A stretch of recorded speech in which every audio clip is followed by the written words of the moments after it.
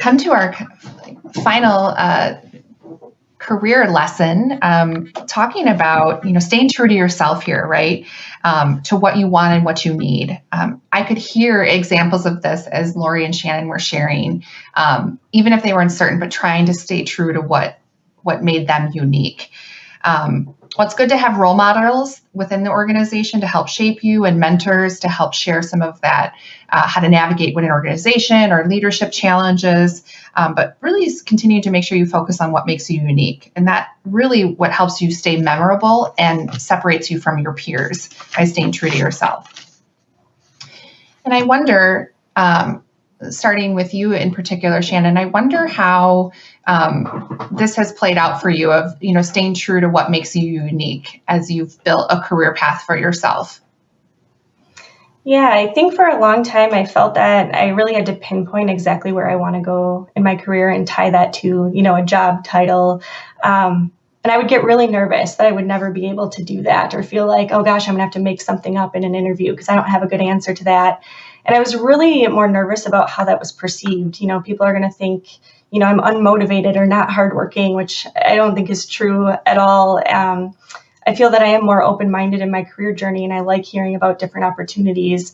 But I've also become better about identifying and articulating what I really enjoy doing in roles. And I kind of use that as my guide when I am hearing about different opportunities or seeking something out.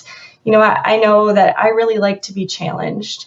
I like working with cross-functional teams and people from different perspectives and different backgrounds.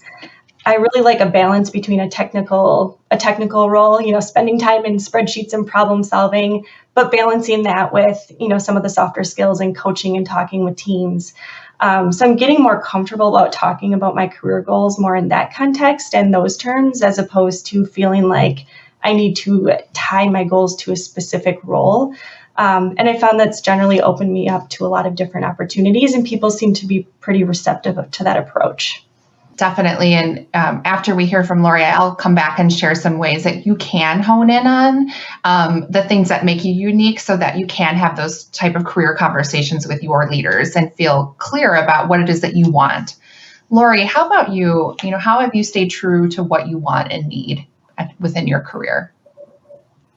I've had actually a very similar experience as Shannon on that as well. I remember applying for a job after I'd been at CUNA Mutual, maybe 10 or 12 years.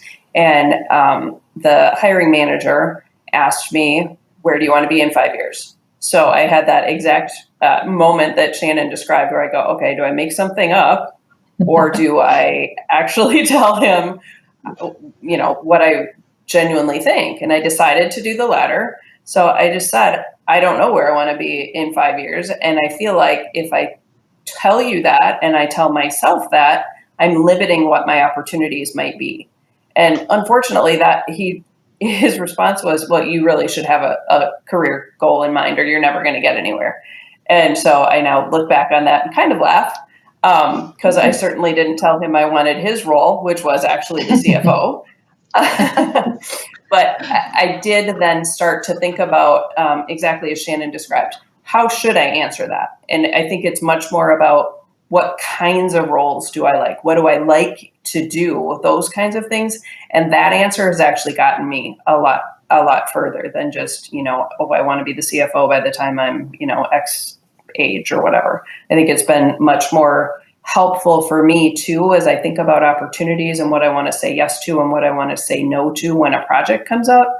That's also been helpful too. Am I going to be able to either leverage these skills that, give me energy, or am I going to be able to learn something that I know is going to help me along the way? Having that idea in mind in terms of what aspects of a role are important to me is what's really made me, I think, choose wisely as I've been given opportunities.